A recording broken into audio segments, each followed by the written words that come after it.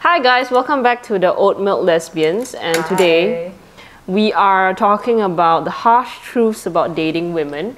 Also, we have something a little bit different today. The thing is that we did not plan to eat during the podcast, but because it's dinner time and our food arrived and we don't want to eat it while it's cold, so we're just gonna fucking eat while we're doing the podcast. So how many harsh truths are we doing today? We're doing 10 harsh truths. So how many before that we have to say our credentials.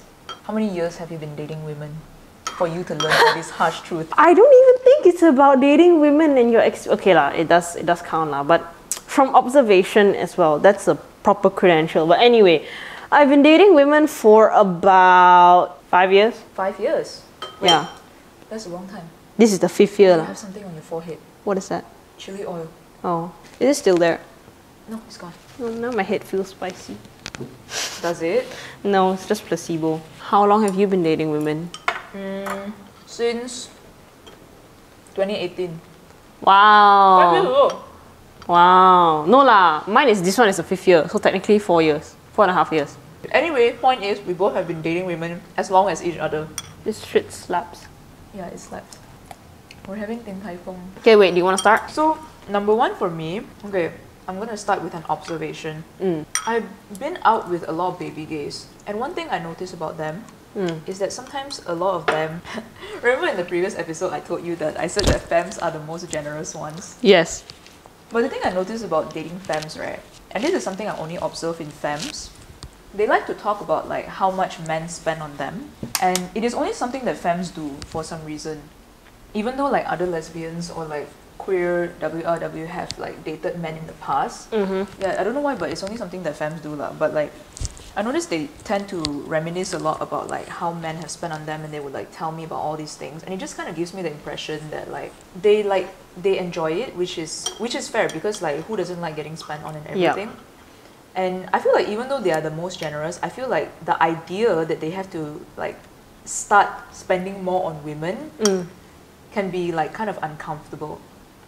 So I feel like one thing that, you know, if you want to start dating women, you really have to get comfortable with spending instead of being spent on. Not to say you wouldn't get spent on. I feel like I do get spent on like a very fair amount. And I feel like I do get spent on like quite a lot as well. But I feel like if you are in a lesbian relationship or any like queer sapphic relationship, you know, this kind of gender roles and things like that don't exist anymore.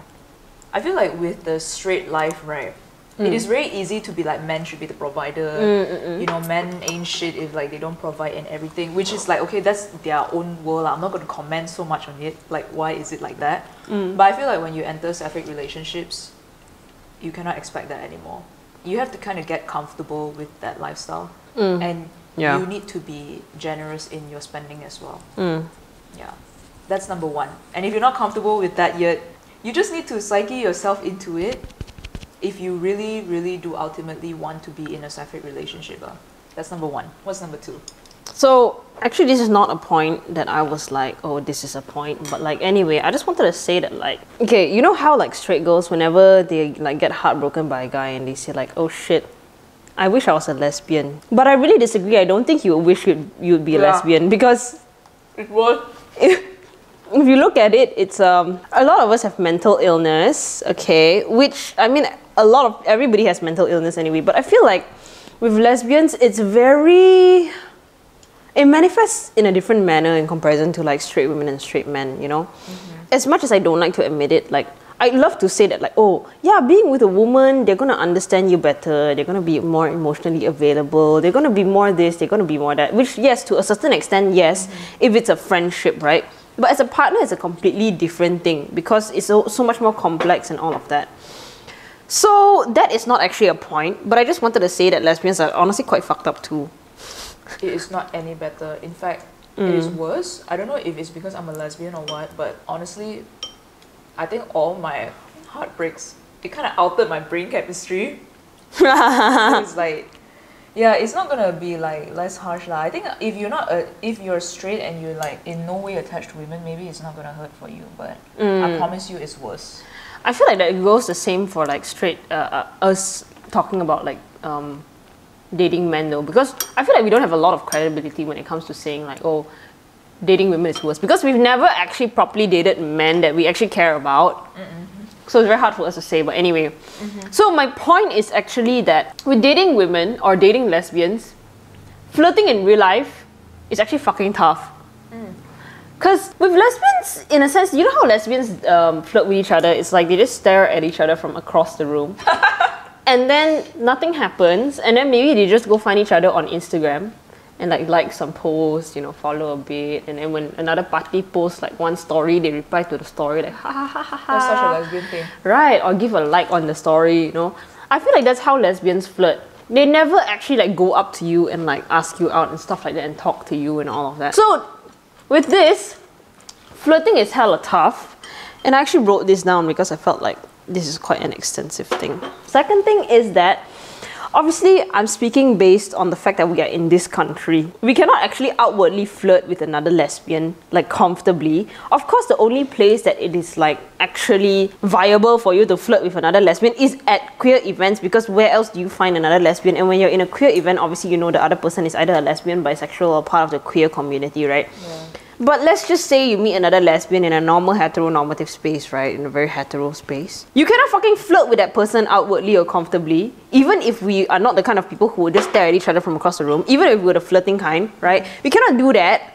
Because when you flirt with someone, there's that aura and that vibe that just like people outside can just tell that you're flirting. Like there's the horny aura or something, like horny vibes or some shit, right? Then you get self-conscious, right? Yeah. Even dating also is, I feel like for me, I'm also very self-conscious dating in public. Yeah. Because I'm like, totally get it. even when I date in public, it's kind of like, shit, are these people staring at me? Even though, like, to a certain extent, I want to admit that I don't give a fuck, right? And I used to not give a fuck, but nowadays, I do give a fuck for some fucking reason. Like, are you staring at me holding hands? Oh my god. Or are you staring at me, like, looking at this person in a certain manner? Yeah. So I feel like that is one of the most difficult thing about dating lesbians, especially in Malaysia, is the flirting, is the whole thing being in a very heteronormative space. Because if you go to other European countries, I feel, they do look, but it's not in the same way that people look at you when you're in Malaysia. Because it's so much more conservative here. Yeah, actually I noticed that also. And this is only when I date mass, or like in betweenies that are mass leaning. People will be like, Yeah. And then I'll be like that also. What are you looking at? Point number 3. My ulcer is hurting again. Wait, I need to go put Bonjela so I can eat comfortably. Okay. Get comfortable with getting rejected by women. Yeah, this Damn. one is because, right, okay, honestly, as a baby gay, when you start out like in the lesbian community, you're gonna get so many rejections. I'm saying this because I got rejected a lot. I think it's because, okay, I mean, like, I'm not gonna give myself more mental illness by like deep diving into why I got rejected by everyone lah. But I just feel like it is very scary asking a woman out, and then it's very scary to like. It's even scary to get rejected because you still have a lot of internal struggle with yourself, on top of like mustering up the courage to ask a woman out. Yeah. It is very normal to get rejected.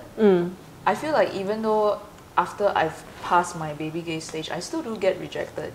Like I get ghosted, I get rejected and everything, but I just feel like getting comfortable with that is so important. And I'm saying this because like I know a lot of people who are baby gays, right? They always, the one common thing they always say is that I'm so scared of rejection. Like I'm scared of getting rejected by women because it's so scary. Getting rejected by men is like they don't give a shit. Honestly, because men don't even reject. Like, That's true. That's literally true. like take anyone. When was the last time anyone was rejected by a man?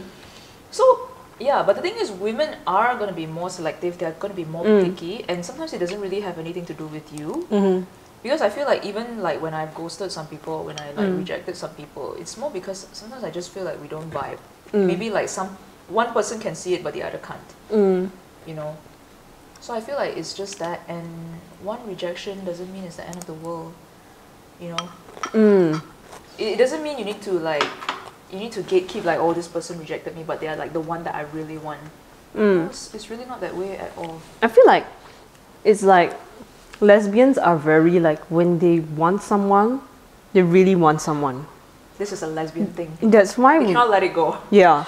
That's why when the rejection happens, it's like such a big fucking deal. Yeah. Because when they set their eyes on someone, they're like, holy shit, I need that person in my life. Yeah. That's so true. Yeah, I used to be like that.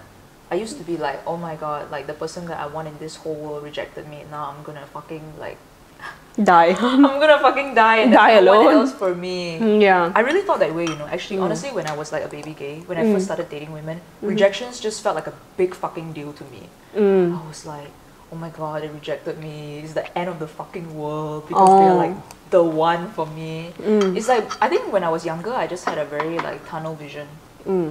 I was like, I cannot if this person is not for me. But over time when I grown up and I realized I just really wanted them for like very superficial reasons. Even though at the time I convinced myself like they are the one for me. True. Yeah, but I just felt like at the time maybe they just looked like the perfect person for me. Yeah. Yeah, so I think you just need to get over that. Because yeah, sometimes it's really not that deep. Yeah, it's not. And you're constipating yourself lah, just by having this kind of mindset. I feel like you're just in your head. Yeah, you're You're creating scenarios in your head. Yeah, you're creating scenarios. And I'm saying this because I'm a Pisces Venus. So I'm like, you know, fucking delusional and everything. Yeah, But I got over that. You should eat some xiaolongbao. Okay, I will. You haven't touched any. Yes, I will. But I really like the vegetables though. It's good, right? Yeah, Chinese vegetables are always good. Because the texture is good. Yeah. I love their Chinese vegetables. Like, I don't know what it is, the spinach one with the garlic and stuff like that. Yeah, I love that. Sponsor Okay. us. Your turn, point number 4. I need to check also because my brain cannot remember jack shit right now. See, we actually prepared before the podcast one. Oh my god, this thing burst. No, that is like the worst thing that can happen. It's spilling out. Oh my god. Ah! Okay, I saved it. Okay, my next point is, wow, what kind of point is this, man? What was I? What time were you writing that? I was writing it after I was very tired after a shoot, so it's valid if it doesn't. I wrote here, lesbians have such low standards. I don't know why, I don't understand it, but they have terrible boundaries. The bar is in hell. The people we date are so fucked up. We get a shitload of trauma, and then when we heal and raise our standards and draw more boundaries, become better people ourselves, the pool somehow just gets smaller and smaller. I think that's a very good point though. As tired as I was. Lesbians have terrible boundaries. We always start out with terrible boundaries.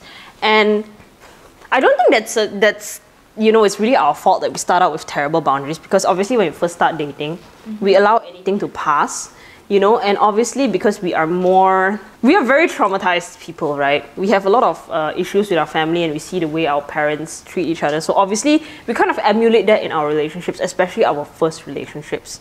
That is so true. Yeah. Every lesbian's first relationship is always the worst. But if you made it until now, you found a good one. Yeah, everybody's pretty much fucked up with lesbians. That's what I realized in lesbian dating. Like, everybody has terrible boundaries.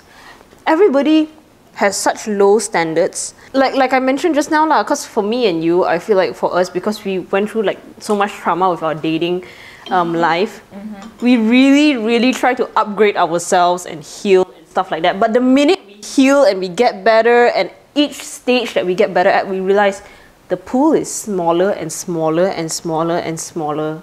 Yeah. That it's like, it's going to be so hard for you to actually find someone to date, especially being lesbians. You know, it's not as easy as like straight relationships where you can go to a bar and like boom, you can get something there. Yeah, you that's know. so true. And I mentioned that like that everybody's just like so comfortable with being that unhealed version of themselves. Yeah. And that is also why the pool gets smaller and smaller, because a lot of people, like, they're traumatized means they're traumatized, they're like that means they're like that. So they just stay within that unhealed version of themselves because it's so comfortable. Because you know, recently today I was thinking about this thing whereby I was like, shit, I'm going into this new chapter in my life, right, where I view things differently, where I have different priorities now. But I was like, that is so fucking uncomfortable because I feel like so lost. I feel so, and I even view it in a manner whereby like, holy shit, I don't know who I am. But actually it's just me going through a phase where I'm just learning this new aspect about myself. But I was so uncomfortable with it that I felt like, fuck, what the fuck am I doing? There's something wrong with me. But no, there's actually nothing wrong with you. It's just that you are so comfortable with being your previous self that when you start to step into that new version of yourself, you're like, what the fuck is going on? I don't like this. Yeah. Yeah. I get it. You mentioned you had something you want to expand on. Yes. With that being said, point number 5. A harsh truth about being a lesbian, all of that being said, you need to be comfortable with the fact that you might end up alone. Yeah. Correct. I think that was something that I struggled with a lot. Also because I feel like for me, ideally, I have a fairy tale ending Mm. to my love life. Mm. But I think also, yeah, I was going through a lot of very uncomfortable things as of late. Mm-hmm. And I feel like I need to be okay with the fact that I would end up alone. And reason being that is because I don't want to settle for anyone. Mm. I don't want to settle unless like this is the shit. Mm. You know, whoever it is, it will always have to keep getting better for me. Mm. And the thing is, right, like when you set a bar for yourself, you kind of realize that like there's not going to be people that could meet it. Mm.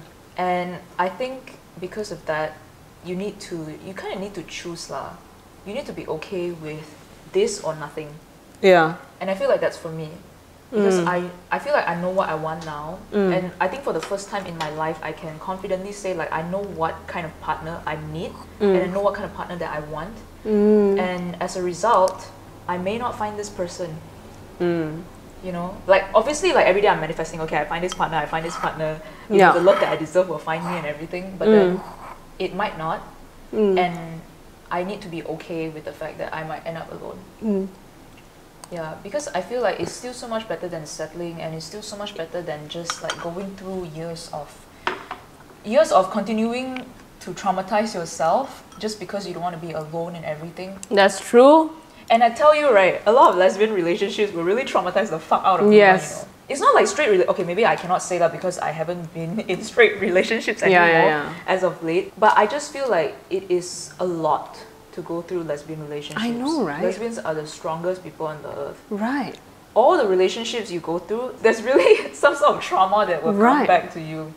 So that's why, like, you know, to commit yourself in a sapphic relationship, it is going to be super intense. And I just keep thinking about that, and if I want to settle and go through that, and I think not. So yeah. I think recently only I've become okay I feel like being alone. Yeah, I feel like now that you say it, right, I really realized that every single relationship that you get into will definitely come with trauma. Yeah. Holy shit, that is something so... Yeah. That is actually so true though. There is no way in hell you get into a relationship without the trauma. You know, oh my god. When I hear my straight friends talk about their relationships and also like the trauma that happened to them, it really somehow isn't as fucked up as sapphic relationships. I don't know, it's because like the straight friends that I have, like it's just not there with the traumatizing events.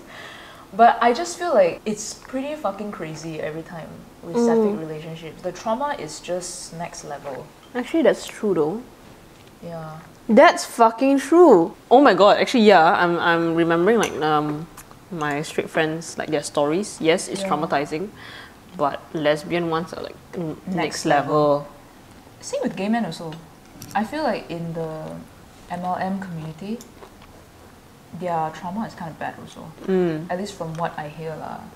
So I think it's just a gay thing. I agree with you when you say that, like, be okay with being alone. And we said this in our first podcast too, right? Okay, next up. Point number 6. This is such a stupid point. Why did I write this down? If you're in a lesbian relationship, you gotta fight to be the motherfucking baby.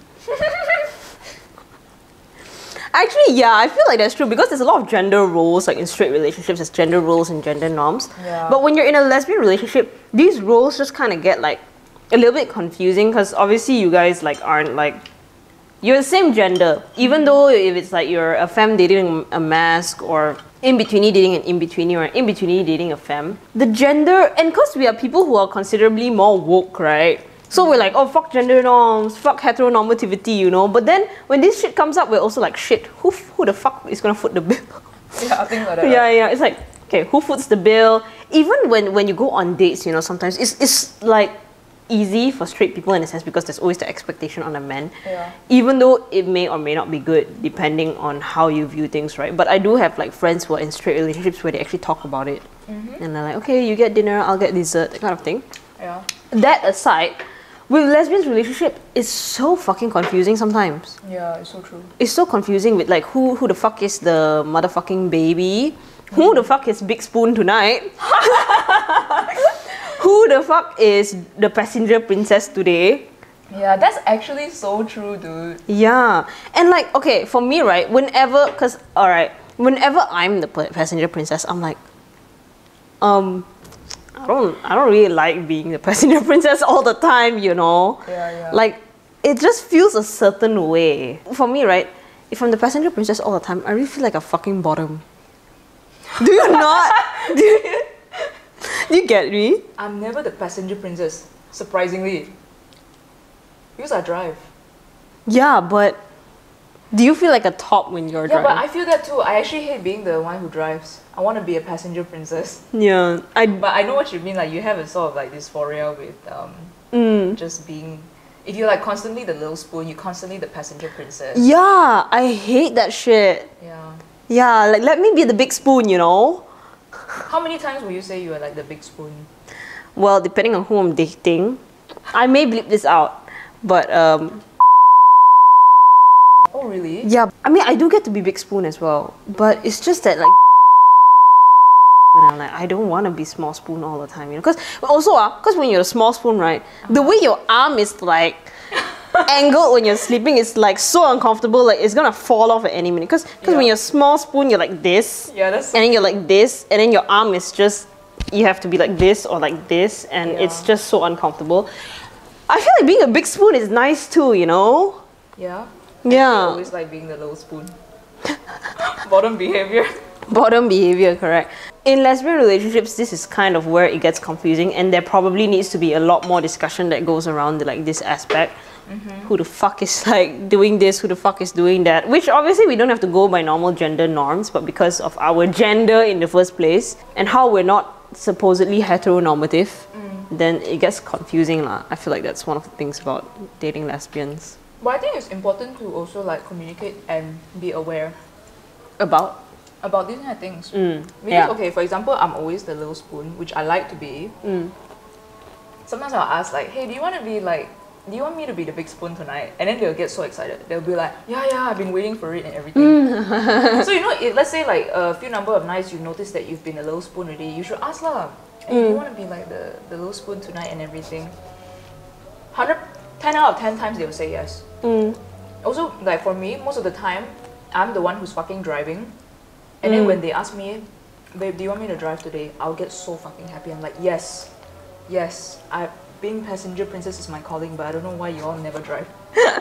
So like when they ask me, I'll get super happy. When they ask them, then they're gonna get super happy. So I feel like you just need to be aware and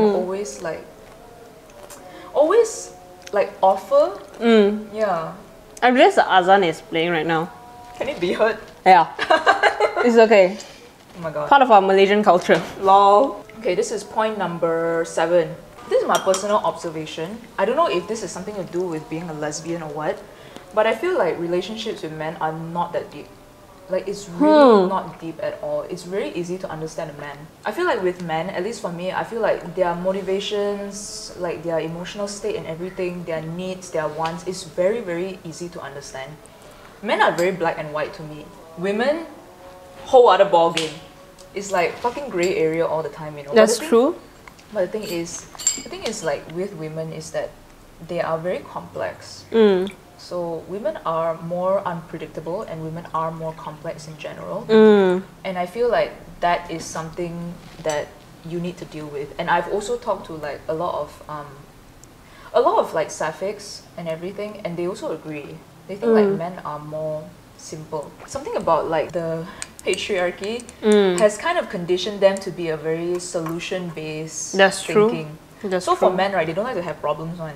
Like they don't dwell on their problems. They're like, okay, this is like happening to me, so the solution is this. Even though the solutions might be dumb sometimes. But men, in a way, like they don't dwell on things, or they don't try to like deep dive into things lah, unless it's work lah. They only do that with work. But in terms of their own personal life and everything, I don't think they like do that. Yeah. And yeah, they're very simple in terms of what they want. I think most men, they want to get married and have kids. Yeah. So it is pretty easy to understand a man, I feel. I agree, but I feel like also it's because right, men are not very in touch with their emotions. Yeah. Men, it's so true. even if there's an issue and there's something that they need to talk about, they wouldn't be aware that they need to talk about it. Yeah. But I think that's why women are more complex, because they're more in touch with their emotions. So when there's a problem, it's not always about a solution, because the solution can always come. Like it's about like actually addressing that issue and not bottling things up. Yeah, so that's the thing, you know. And the reason why I'm bringing this up, because the harsh truth about this is that dating women is going to be very, very complicated. Because I think in general, women are emotional, and then if you get into a sapphic relationship, it's going to be a very emotional one. And that means you need to constantly upgrade yourself emotionally. You need to be more introspective, you need to be more empathetic, you need to be more emotionally in tune. Both parties, not just one party, both parties need to be like that. Because it's like, I think with women, like women have like a lot of kinds of emotional needs. And with that being said, right, you just really need to be more in touch with each other. And women are more sensitive. Yep, that's true. Women are more sensitive, but I feel like women are more emotionally logical than men because we are more in tune emotionally. So when we make decisions and everything, right, I feel like we have higher EQ. So that's why I would say like we are more emotionally logical lah. Okay, that is very true. The only reason why people would think like men are not as emotional is just because they hide it. It's not that they are not emotional. They just don't show it, and then when they show it, it's like it's a mess. Yeah, it's a fucking mess. Like I know a lot of like new sapphics who like whenever I go out with baby gays, and then it's like, let's say they've just recently only started dating women, one thing they always complain about is this: women are like so hard to understand and so hard to date. I mean, I don't know what happened to them now lah. But I just feel like if you really do see yourself in a sapphic relationship, and honestly this kind of things is not a choice. Yeah. Like for me it's not a choice, obviously. Like I'm gonna I'm gonna have to be like, I need to be with a woman. I know I cannot be with a man. Yeah. Like whenever I hear like sapphics talk about these kind of things, especially like baby sapphics, right? It's just something that comes with being sapphic. It's not something you can run away from. It's something you have to deal with. And I don't think it's a bad thing actually. I think it is actually like maybe a calling for people to also like upgrade themselves emotionally. So I do think that at the end of the day, if you want to be in a sapphic relationship, you need to constantly be more introspective. Yeah. And you need to constantly be more empathetic. It's just so hard, you know, because both parties are like also more sensitive, more in touch with their emotions, more complex, two complex people in a relationship together. Yeah. That's like crazy, and that's actually really tough. Yeah. That's a tough dynamic to work through. Point number 8. Ha! That's a pretty fucking good one. Lesbians are all hyper independent. That's a very A lot of lesbians are hyper independent. Doesn't matter if you're right. Mass, femme, in betweenie, all hyper independent. You're hyper independent. That time we were like, you were trying to get out of a parking spot. I asked you, do you want me to get out of the car and help you? No. Until we got into a tight fucking spot where she couldn't fucking turn. And then it was like, reverse a little bit, go front little. To get out of the spot, reverse a little bit, go front little bit, reverse a little bit. How long did that take up? 30 fucking minutes. 30 fucking minutes? Then I was like, if you had allowed me to just get out of the car and help you in the first place. Like, femme, in betweenie, masks, they're all hyper independent. I've dated masks who are hyper independent, whereby I'm like, you look like you're carrying a lot of stuff, let me help you. They're like, no. Dyke behavior. Paying the bill also. It's like, I want to pay the bill. They're like, why? No. The fuck? Jesus Christ. Okay. I mean, of course, we all have desires to be a sugar baby lah, but what is this? But you can't deny that quite a number of lesbians to a certain extent have somewhat of this desire to be providers. Oh yeah, that's true. That is so true. It's like we want to be spoiled, but we just cannot allow it. Yeah. We cannot allow it. Oh my god, I actually have this problem until today. It's like, I want to be a baby, but I also like get so triggered if I'm not the provider. Yeah. Like, I just feel like so... I can't believe I'm saying this. I feel emasculated. I don't have like some sort of providence in the relationship. I think in a way, okay, I don't know if this is something to do with like hyper independence, but for me, I just feel like if I am completely provided for, I kind of lose a bit of control in a relationship. Like I create a sort of like financial dependency on my partner, or like my partner get to like wasi in the house. What's wasi in English? Dick shit. Huh? No lah! It's not dick shit. Dick shit? Dick shit. Dick shit? No lah, no. Wasi is kind of like Sounds like dick shit from Cantonese though. Wait, did you understand what I just said? Wasi. Dick shit. Scratch shit. Isn't that Cantonese? No. What? No, what dialect? is kind of like called the shots. Oh, what dialect is that? Cantonese? I thought wasi. No. Wasi. Like I get to wasi in the relationship. Okay. Closest translation to that is like I get to call the shots because I'm the provider. And honestly, a lot of times, whoever has like more financial power, subconsciously they kind of call the shots lah. It's a given. Unless like your partner who is not a provider at all has a lot of control over you, or you allow them to have that control over you. So I think I always just have this fear that like I just have this fear that like they get to call the shots completely, and then I will be, as in like I don't know, eventually I will lose my standing. Yeah, I don't know if it's an Aries thing or what lah, but I it's think like, so. no, it's not. But maybe it is. It's a lesbian and an Aries thing. Yeah, it is. Yeah, I struggle so much with this. Do you feel that way? I do. I just feel like I cannot be.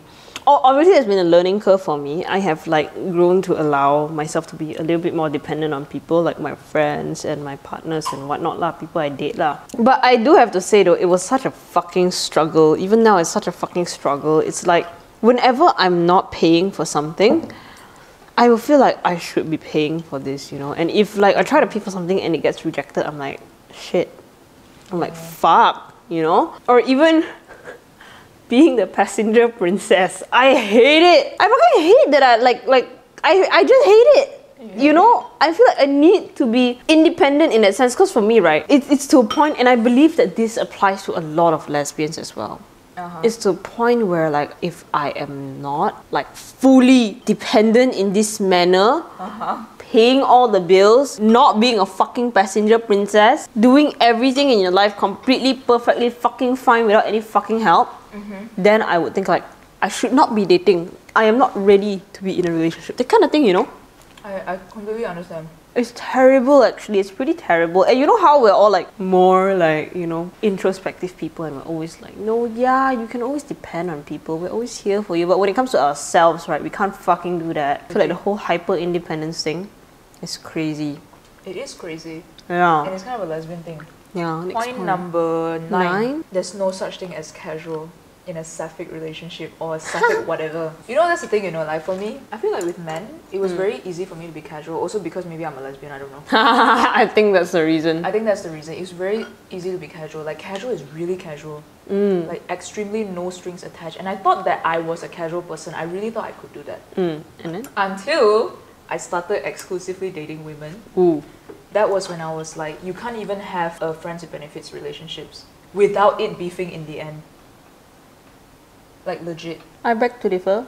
Yeah, you beg to differ. But for me, right, it's like a lot of the relationships, like even though it was like casual and everything, it always just ends up like very intense. Sometimes from me, sometimes from them.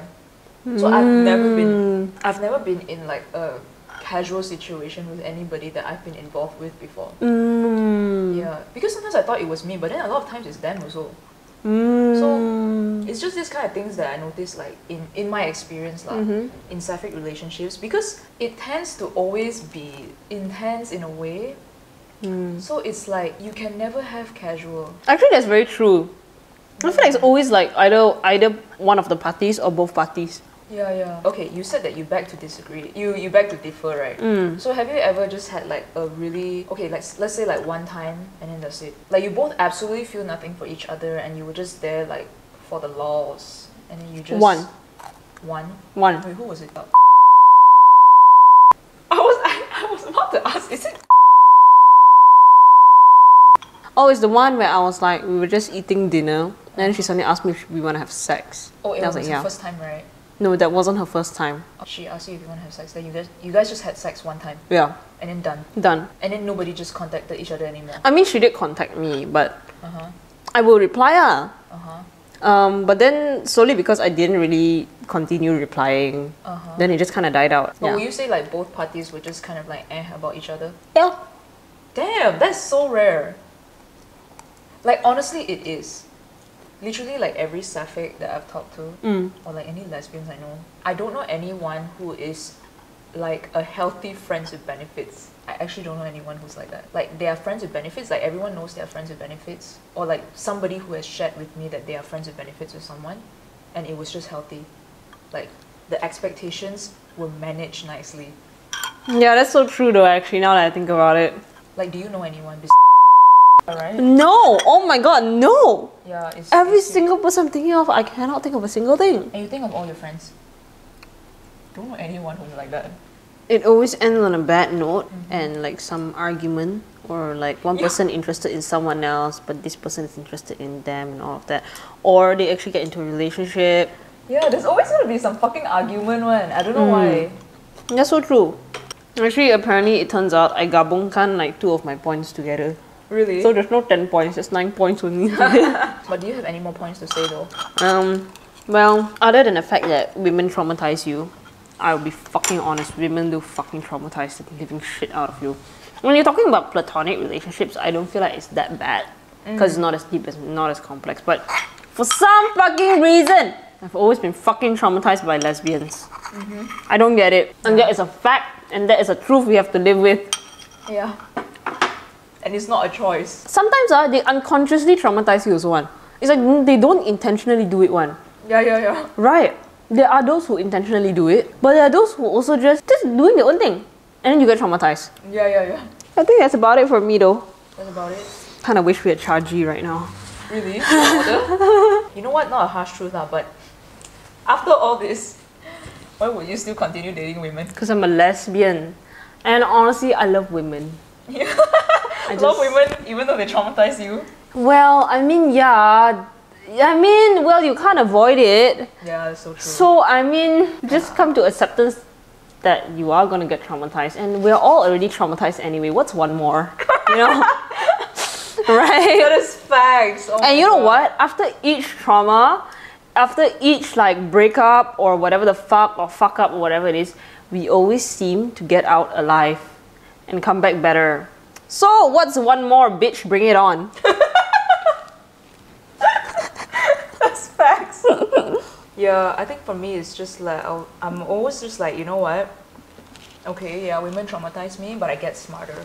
That's true. I get fucking smarter. I feel like next one's all I can already predict what's gonna happen. Which is why I'll probably end up alone. Because I was like, okay, I know what bitch this one is, and what trauma I'm gonna get from this one. What's this person on about? What is this unhealed trauma going on? Yeah, I think at a certain point, a lot of things get pretty predictable. Yeah, and it's so much more easier for you to observe people Yeah. and kind of understand from their surface level behaviors. You can kind of see already like where it's you coming can from. kinda see. Yeah. Yeah, it's actually a pretty good upgrade for yourself. Yeah. Because you came out alive, you heal, and then afterwards, like, you see all this. Yeah, you know, actually, it's so interesting because, like, a lot of times, I feel like after every traumatic event that I've went through, after every traumatic moment that I've been through, I thought I was like, I can never do this again. And then I do. And then I meet more traumatizing ones. But I It's always just a get out cycle. alive. Yeah. Yeah. You always get out alive. You always get out alive. Yeah, but I'm pretty proud of us because we're still not nihilistic about things. Mm. You know, like I still believe I'll find the love of my life, and I still believe that I will have a healthy relationship. I still believe that I will get the love that I deserve. Yeah. Yeah, that's a very wholesome way of thinking of things. It's also your Pisces Venus, I but don't think of it that way. no, I do. Okay, the thing is that I'm a bit tired right now, so I'm not fucking bothered to think about it. But anyway, Okay. yeah.